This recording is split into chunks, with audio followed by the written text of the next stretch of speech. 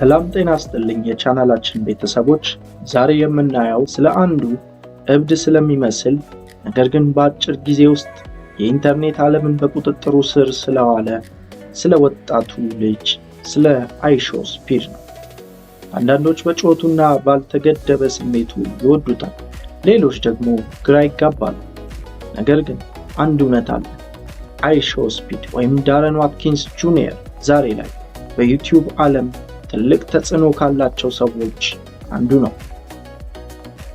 በዚህ ቪዲዮ ውስጥ ስፒድ እንዴት ከድህነትና ከማንነቱ ተነስቶ ዛሬ ለምናውቀው ደረጃ እንደበቃ፣ ያሳለፋቸውን ውጣ ውረዶች፣ የእግር ኳስ ፍቅሩንና በቢዝነስ ረገድ የሄደበትን መንገድ በዝርዝር እናያለን።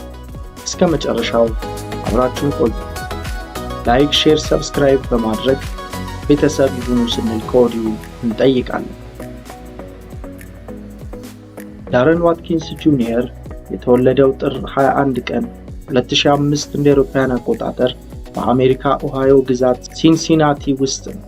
ስፒድ ሲያድግ እንደ ማንኛውም ጥቁር አሜሪካዊ ወጣት ትልቅ ህልም ነበረው። በተለይ ለስፖርት፣ ለሙዚቃና ለቪዲዮ ጌሞች ልዩ ፍቅር ነበረው።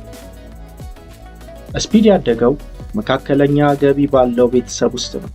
አባቱ ዳረን ዋትኪንስ ሲኒየር ራሱ የሶሻል ሚዲያ ተጠቃሚና የልጁ እጅግ በጣም አበረታችና ደጋፊ ነው።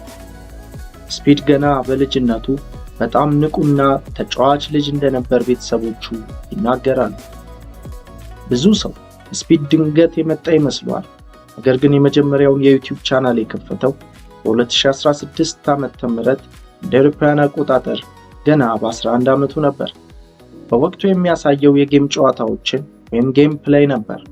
ነገር ግን ለዓመታት ማንም አላየውም ነበር። 10 እና 20 ሰው ብቻ ነበር ቪዲዮውን የሚመለከትለት።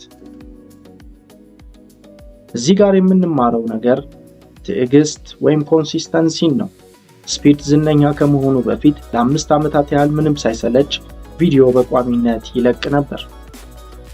እውነተኛው ለውጥ የመጣው በ2020 እና በ2021 የኮሮና ወረርሽኝ ወቅት ነው። ዓለም በቤቷ ተዘግታ በነበረችበት ሰዓት ስፒድ ላይቭ ስትሪም በማድረግ ጉዞውን ጀመረ። በመጀመሪያ ላይ እነዚህን ጌሞች ይጫወት ነበር።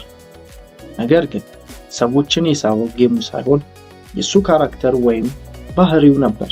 ስፒድ ሲሸነፍ የሚጮኸው ጩኸት፣ የሚያሳየው ቁጣና ቀልዶቹ ሰዎችን መሳብ ጀመሩ። ስፒድን ወደ ሰማይ ያወጣው አንዱ አጋጣሚ ቶኪንግ ቶም ከሚባለው የድመት ጌም ጋር ያደረገው ንግግር ነው። ያ ቪዲዮ በቲክቶክ ላይ ቫይራል በመውጣቱ በሚሊዮን የሚቆጠሩ ሰዎች ወደ ቻናሉ እንዲመጡ ረድቶታል። ስፒድ እንደ ማንኛውም ዩቲዩበር ጨዋ ሆኖ አልቀረበም። አግሬሲቭ የሆነ የሚጮህ፣ የሚዘልና ራሱን ዝቅ አድርጎ የሚያስቅ ማንነት ይዞ መጣ። ይህ ደግሞ ለአዲሱ ትውልድ እጅግ በጣም ትልቅ የመዝናኛ ምንጭ ሆነላቸው። ስፒድ መጀመሪያ ላይ ስለ እግር ኳስ ብዙም እውቀት አልነበረው። ነገር ግን አንድ ቀን በላይቭ ስትሪም ላይ who is the GOAT ወይም ታላቁ ተጫዋች ማን ነው ተብሎ ሲጠየቅ ክርስቲያኖ ሮናልዶ ብሎ መለሰ። ከዚያ ቀን ጀምሮ ህይወቱ ተቀየረ። የሮናልዶን የደስታ አከባበር ዘይቤ በየቦታው በማሳየት እግር ኳስንና ዩቲዩብን አገናኛቸው። ይህ ደግሞ ከአሜሪካ አልፎ በአውሮፓ፣ በኤሲያ እና በአፍሪካ ተከታዮችን እንዲያገኝ አደረገው። ስፒድ ሮናልዶን ለማግኘት ያደረገው ጥረት ልክ እንደ አንድ ድራማ ነበር። ወደ እንግሊዝ፣ ወደ ኳታር፣ ዓለም ዋንጫ እና ፖርቹጋል ተጉዟል። ሮናልዶን ሳያገኝ የቀረባቸው ቀናት ተመልካቾቹን በጉጉት እንዲጠብቅ አድርገውታል። በስኬት ጎዳና ላይ ፈተና አይታጣምና በባህሪው ምክንያት ብዙ ችግሮች ገጥመውታል። በሴቶች ላይ ተገቢ ያልሆነ ንግግር ተናግረሃል ተብሎ ከትዊች ለዘላለም ታግዶ ነበር። ይህ ለብዙዎች የሙያ ማብቂያ ሊሆን ይችል እንደነበረ ብዙዎች መረዳት ይችላሉ። ነገር ግን ስፒድ ተስፋ ሳይቆርጥ ሙሉ በሙሉ ወደ ዩቲዩብ ተዘዋወረ። ስፒድ እያደገ ሲመጣ ከስህተቶቹ መማርን አዘወተረ። አሁን ላይ ከበፊቱ በበለጠ ለሰዎች ክብር የሚሰጥና የበሰለ ለመሆን እየሞከረ እንደሆነ ይታያል። ይህም ከዕድሜው በላይ የሚል ስምን አሰጥቶታል። በቅርቡ በጃፓን በነበረበት ወቅት በከባድ የራስ ምታት ወይም ክሉስተር ሄዴክ ታሞ ሆስፒታል ገብቶ ነበር። ያ ወቅት ተከታዮቹ ምን ያህል እንደሚወዱትና ለእርሱ እንደሚጨነቁ ያሳየበት ወቅት ነበር።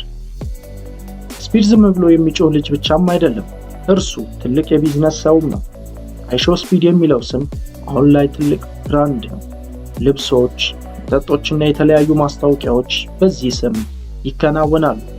ስፒድ አሜሪካ ውስጥ ብቻ አልተቀመጠም። ወደ ብራዚል፣ ወደ ህንድ፣ ጃፓን፣ ኮሪያ እና አውሮፓ በመሄድ ስትሪሚንግ ወይም በቀጥታ ስርጭት ከአድናቂዎች ጋር መገናኘትን ማዘውተር ጀመረ። በዚህም ተደራሽነቱን እጅግ በጣም ከበፊቱ በብዙ እጥፍ ማስፋት ተቻለ። የሙዚቃ ስራዎቹም ሼክ፣ ወርልድ ካፕ፣ ሮናልዶ የሚሉ የራሱ ዘፈኖች አሉት። ሙዚቃን እንደ ማስተዋወቂያ ወይም እንደ ማርኬቲንግ ቱል ይጠቀምበታል። ስፒድ ሌላ ሰውን ለመሆን አልሞከረም። የራሱን እብደትና ደስታ ለሰዎች አጋርቷል። ሰዎች ደግሞ ናቹራል የሆነን ነገር ይወዳሉና ስፒድ ተወዳጅነትን አግኝቷል። ስሙ እንደሚያመለክተው ስፒድ አዳዲስ እድሎችን ለመጠቀም አይፈራም። አዲስ ሀገር መሄድ፣ አዲስ ሰው ማግኘትና አዳዲስ ነገሮችን መሞከር ላይ ደፋር ነው። በየመሃሉ የሚገጥሙትን ካንስል የመሆን አደጋዎች አልፎ ለዛሬው ስኬት መብቃቱ ትልቅ የጽናት ተምሳሌት ያደርገዋል። በአጭሩ አይሾስፒድ ማለት ከዘመኑ ጋር አብሮ የፈነዳ የኢንተርኔት ዓለምን ሕግጋት የቀየረ ወጣት ነው። ከዜሮ ተነስቶ በዓመታት ልምድ ዛሬ ላይ በሚሊዮን የሚቆጠሩ ሰዎችን የሚያዝናና ድንቅ ስብዕና ተላብሷል።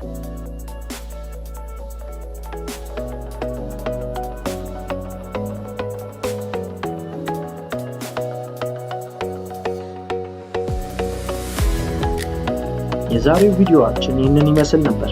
እናንተ ስለ ስፒድ ምን ታስባላችሁ? የእርሱን የጩኸት ዘይቤ ትወዱታላችሁ ወይስ ይረብሻችኋል? ኮሜንት ላይ አሳውቁ። ቪዲዮውን ከወደዳችሁት ላይክ፣ ሰብስክራይብ እና ሼር ማድረጋችሁን እንዳትረሱ። በቀጣይ የትኛውም ታዋቂ ሰው ህይወት እንድንተነትንላችሁ ትፈልጋላችሁ? ኮሜንት ላይ ጻፉልን። ቸር ሰንብቱ።